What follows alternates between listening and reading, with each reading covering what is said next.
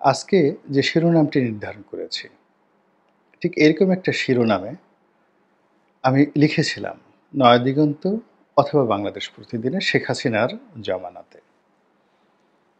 অর্থাৎ শেখ হাসিনাকে একদিন এই বাংলাদেশ ছাড়তে হবে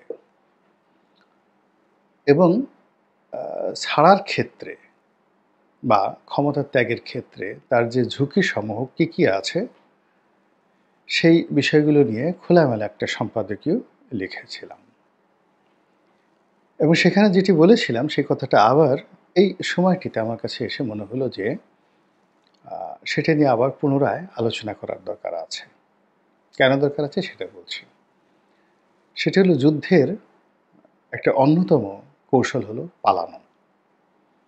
এবং অনেক বিখ্যাত যোদ্ধা সময়ের প্রয়োজনে তারা যতটা না যুদ্ধ করেছেন, বেশিরভাগ ক্ষেত্রে তারা পালিয়েছেন এবং পালিয়ে তারা শক্তি সঞ্চয় করেছেন এবং ক্রমাগতভাবে তাদের সেই পলায়নপর যে মনোবৃত্তি এবং কৌশল, সেই কৌশলের পেছনে ছুটে অনেক বড় রাজা, বাদশা তাদের ক্ষমতা তারা শেষ করে ফেলেছে।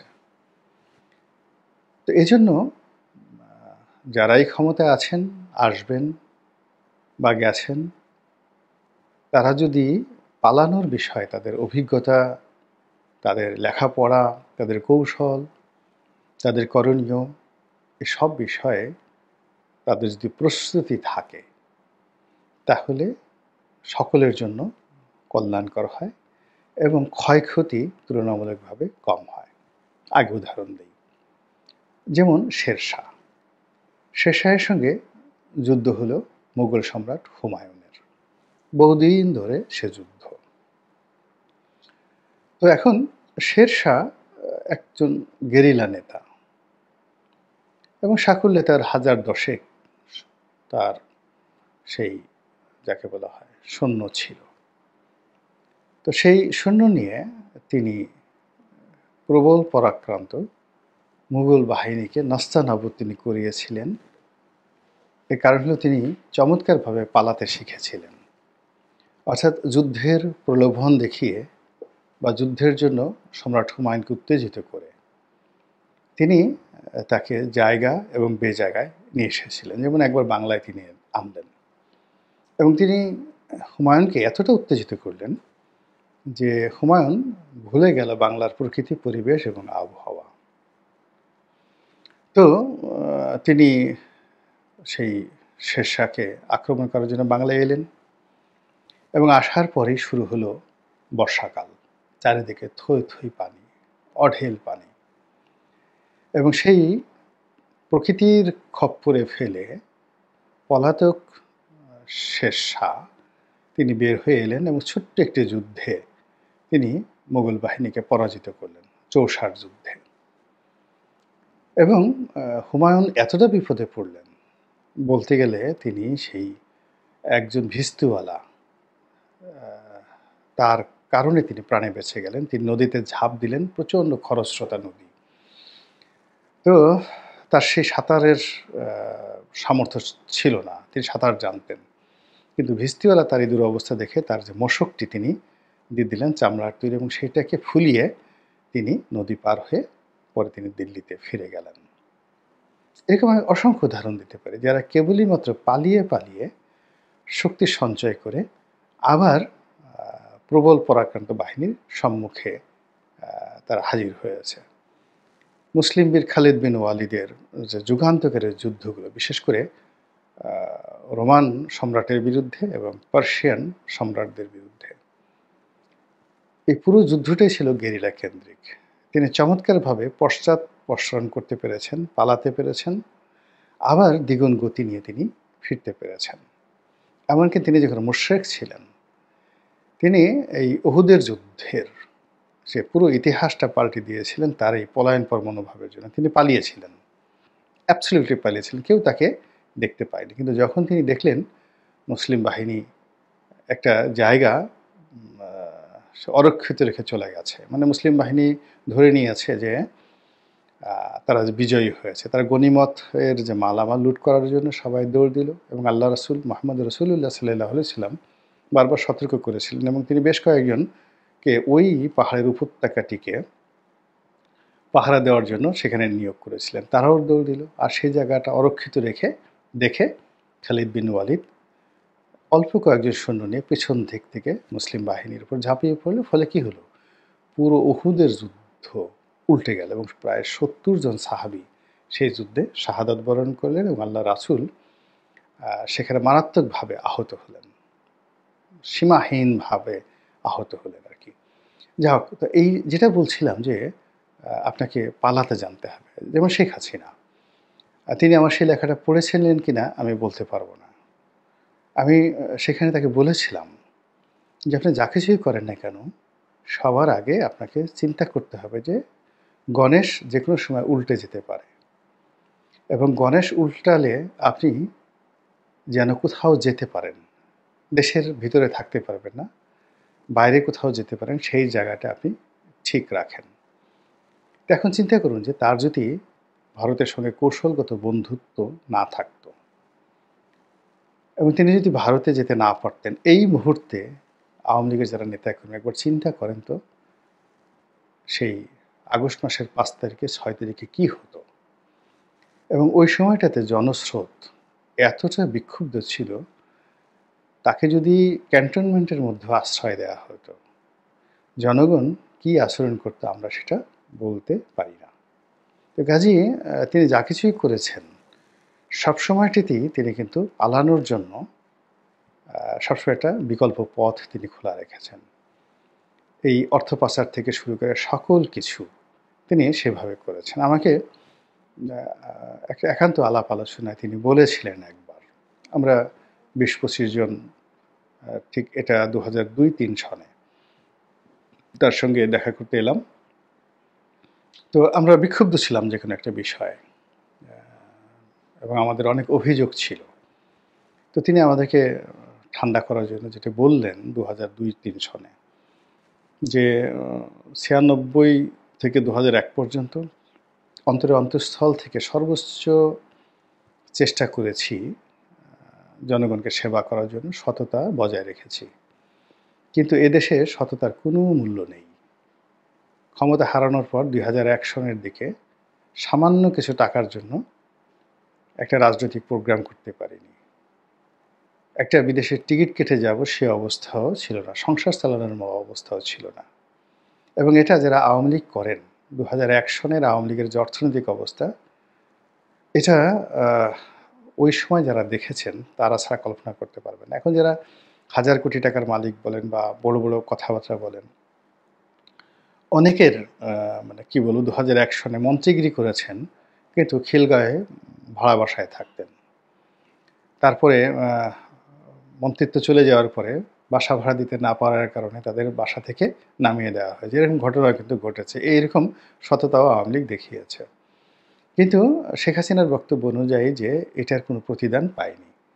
বরং তিনি সেই ২০০১ সনে বিএনপির যে রমরমা অবস্থা, টাকা পয়সা সবকিছু দেখে তিনি ঈর্ষান্বিত হয়েছিলেন ২০০২ সনে। তিনি বলেছিলেন যে, "অতীতে যে ভুল করেছি, আগামীতে সেই ভুল করব না। তোমরা সংসদ সদস্য হও বা না হও, মনোনয়ন দেই বা না দেই, ডাজ নট ম্যাটার। আওয়ামী লীগের কর্মী হিসেবে তোমাদের জন্য অঢেল সুযোগ সুবিধা থাকবে, সবাই কোটিপতি হয়ে যাবা।" ২০০২ সনে এই যে আওয়ামী লীগের অফিসে বসে আমাদের সদরপুর এবং চরভদ্রাসনের অন্তত ২০ থেকে ৩০ জন নেতার সামনে তিনি এই কথা বলেছিলেন যে, "নমিনেশন দেই বা না, আমার যাকে ইচ্ছা তাকে মনোনয়ন দেব, এটা নিয়ে তোমরা মনে কিছু করবে না। আমি কাজ করছি দলকে ক্ষমতায় নেওয়ার জন্য এবং দল ক্ষমতায় এলে আমি এমন কিছু করব যেন তোমরা সবাই অর্থনৈতিকভাবে সচ্ছল হতে পারে, কোটিপতি হতে পারে।" এবং তিনি সেই কাজটি করেছেন ম্যাটিকুলাসলি। এবং এখন দেখেন যে আওয়ামী লীগের অন্ততপক্ষে যারা পলাতক শীর্ষ যারা নেতৃবৃন্দ রয়েছেন, তাদের সংখ্যা ৫ লাখ, ১০ লাখ, ২০ লাখ বা আরও বেশি। তাদের হাজারো সমস্যা আছে। জেলখানাতে গেছে, কেউ ধরা পড়েছে, কেউ পালিয়ে আছে। কিন্তু অর্থনৈতিক সমস্যা নেই। ২ নম্বর হলো তাদের হাতে ব্যবসা-বাণিজ্য, টাকা-পয়সা এমন পর্যায়ে আছে তারা ইচ্ছা করলে ওখান থেকে যেকোনো জিনিস তারা ঘটাতে পারে। পলানো অবস্থায় তারা যেকোনো গেরিলা আক্রমণ চালাতে পারে। তো কাজেই এই যে আওয়ামী লীগ যে শিক্ষাটা নিয়েছে ২০০২ সনে, আবার তারা যেটা ২০০৮ থেকে শুরু করে একেবারে ২৪ পর্যন্ত যেটা প্র্যাকটিস করেছে, এটি বর্তমানে যারা আছেন তারা কিভাবে এটাকে নিয়ে চিন্তা করছেন? কিংবা আগামীতে যারা আসবেন তারা কিভাবে চিন্তা করছেন? কিভাবে তারা পালাবেন? ধরুন বাংলাদেশ যখন খুব বিপত্তিকর অবস্থায় পড়ল বিএনপি, তখন তো তারেক রহমান সাহেব যদি ইংল্যান্ডে না যেতেন, তার যদি সেই ধরনের রিলেশন না থাকতো, কিংবা পাকিস্তানের নওয়াজ শরীফকে যদি সংযুক্ত আরব আমিরাত কিংবা সৌদি আরব তাদেরকে আশ্রয় না দিত, বেনজির ভুট্টোকে যদি আশ্রয় না দিত দুবাই, তাহলে আজকের যে রাজনীতি, তাদের ফিরে আসা, এই যে এখন শাহবাজ শরীফ, বিলাল ভুট্টোর যে রাজনৈতিক বন্ধুত্ব, এটিতে তারা প্রাণেই বেঁচে থাকতেন না। তো এই কাজ করার জন্য কি হলো দেখুন, এই যে মিস্টার 10% আসিফ আলী জারদারি বলা হতো, অনেক টাকা পয়সা চুরি করেছেন, থিপ অফ বাগদাদ বলে তাকে ঘৃণা করা হতো, কিন্তু দেখেন তারাই কিন্তু এখন পাকিস্তানের শাসন চালাচ্ছেন। তো রাজনীতিতে আমরা অনেক নীতি কথা বলতে পারি, এগুলো বই পুস্তকে লেখা থাকে, অনেক দার্শনিক বক্তব্যে সেগুলো স্থান পায়, কিন্তু যারা রাজনীতি করেন, পাকা পলিটিশিয়ান, ঝানু পলিটিশিয়ান সবাই আওরঙ্গজেব নন। তাদেরকে চাণক্য নীতি অনুসরণ করতে হয়, তাদেরকে শের শাহের নীতি অবলম্বন করতে হয়, তাদেরকে আরও অনেক জটিল কুটিল বিষয় মাথায় রাখতে হয়, এবং সেটা যদি না রাখেন তাহলে তারা নিজেরা যেভাবে বিপদে পড়েন, আগামীতে সেভাবে তারা পুরো দেশ এবং জাতিকে বিপদে ফেলে দেন। তো যেটা বলছিলাম যে এখন যারা আছেন বা ভবিষ্যতে যারা আছেন, কোনো কারণে যদি গণেশ উল্টে যায়, শেখ হাসিনাকে আশ্রয় দিয়েছে ভারত, জনাব তারেক রহমান সাহেবকে আশ্রয় দিয়েছে যুক্তরাজ্য, ইংল্যান্ড। আচ্ছা, এখন যারা আছেন তাদেরকে কারা আশ্রয় দেবেন? আসিফ নজরুলকে কে আশ্রয় দেবেন? কথার কথা। ইনুস সাহেবকে কে আমেরিকা আশ্রয় দেবে? ডোনাল্ড ট্রাম্পের আশ্রয় দিবে? তাহলে বিকল্প কী? সেই বিকল্প কী? এটা কোনো বিকল্প নেই। মানে আপনি যখনই রাজনীতির একটা অঙ্গনে ঢুকে পড়বেন, প্রথমত আপনাকে ধরে নিতে হবে যে এটা ওয়ান ওয়ে ট্রাফিক। এখানে যেহেতু আপনি একবার ঢুকেছেন, এখান থেকে আর আপনি ফেরত যেতে পারবেন না। ২ নম্বর হলো যে আমাদের দেশে যে তত্ত্বাবধায়ক সরকারের যে থিওরিটি এসেছে, এটি ২ বার শুধু ভালো মতো কাজ করেছে। জাস্টিস শাহাবুদ্দিন এবং বিচারপতি হাবিবুর রহমান সাহেবের সময়টিতে। কিন্তু লতিফুর রহমান সাহেব থেকেই শুরু হয়েছে এটার অধঃপতন। এবং এই সময়টিতে দেখুন যারা এই 111 থেকে শুরু করে বিভিন্ন সময়টিতে শাসনকর্মের সাথে সংযুক্ত হয়েছেন অরাজনৈতিক ব্যক্তিত্ব, তারা সবাই কিন্তু দেশ ছাড়া হয়েছেন, বিপদ এবং বিপত্তিতে পড়েছেন, এবং এ সমাজ তাদেরকে আর কখনোই গ্রহণ করেনি, কখনো গ্রহণ করেনি। এবং বিশেষ করে যারা পেশাজীবী, সাংবাদিক, চিকিৎসক, তারপরে ব্যবসায়ী, এরা যখন রাজনীতিতে আসেন, রাজনীতির সিন্ডিকেশনে চলে আসেন, আলটিমেটলি তারা কিন্তু ব্যবসা-বাণিজ্য দেউলিয়া হয়ে যায়। আপনি আওয়ামী লীগ জমানাতে চিন্তা করেন, এস আলমের এই চুরি-চামারির দরকার ছিল না। সে আওয়ামী লীগের আসার আগে বেশ ভালো ব্যবসা করত এবং জেনুইনলি তার অনেক টাকা-পয়সা ছিল। কিন্তু যেই মুহূর্তে এই সিন্ডিকেটের মধ্যে তিনি পড়ে গেলেন, তার সব কিছু কিন্তু গেছে। এই যে বাংলাদেশে ইউনাইটেড গ্রুপ বিভিন্ন সময় আওয়ামী লীগের দালালি করার চেষ্টা করেছে, বিএনপির দালালি করার চেষ্টা করেছে। দেখেন, তারা কিন্তু জেনুইন ব্যবসায়ী এবং ইউনিক ব্যবসায়ী। কিন্তু তাদের যে মিস্টার রাজা, তিনি এখন গ্রেপ্তারি পরোয়ানা নিয়ে তারপরে ঘোরাফেরা করছেন। এরকম হামিম গ্রুপের একে আজাদ সাহেব, জেনুইন ব্যবসায়ী, বড় ব্যবসায়ী, সফল ব্যবসায়ী, কিন্তু রাজনীতিতে ঢোকার আগ্রহ, খায়েশ, মন্ত্রী এমপি হওয়ার খায়েশ, এগুলোতে করে আওয়ামী লীগ জমানাতে নিষ্পেষিত হয়েছেন শেষের দিকে। আর এখন তো সর্বপক্ষের অবিশ্বাস এবং অনাস্থার জায়গায় পৌঁছেছেন। এবং এখানে সবচেয়ে বড় ব্যাপার হলো রাজনীতিবিদরা যেভাবে তাদের কোনো বাইন্ডিংস থাকে না, তারা খুব সহজে পালিয়ে যেতে পারে, বিকজ টিপিক্যাল যারা পলিটিশিয়ান, তাদের মিল, কারখানা, বাড়ি, গাড়ি, ব্যবসা বাণিজ্য কিছুই থাকে না। কিন্তু আপনার যদি অবৈধ অর্থ না থাকে, আবার আপনার যদি খুব বড় ব্যবসা বাণিজ্য থাকে, ব্যাংক লোন থাকে, আত্মীয়স্বজন থাকে, আপনি কোথায় পালাবেন? কিভাবে পালাবেন? কি করবেন? এই জিনিসগুলো মানে রাজনীতিতে আসার আগে, দীর্ঘমেয়াদে জড়ানোর আগে এই বিষয়গুলো নিয়ে যারা একেবারে meticulously ভালো চিন্তাভাবনা করতে পারেন, আল্টিমেটলি তারা শেষ পর্যন্ত বিরূপ পরিস্থিতিতেও প্রাণে বেঁচে থাকতে পারেন। অন্যথায় আল্লাহ জানে। তওবা, তওবা, আস্তাগফিরুল্লাহ।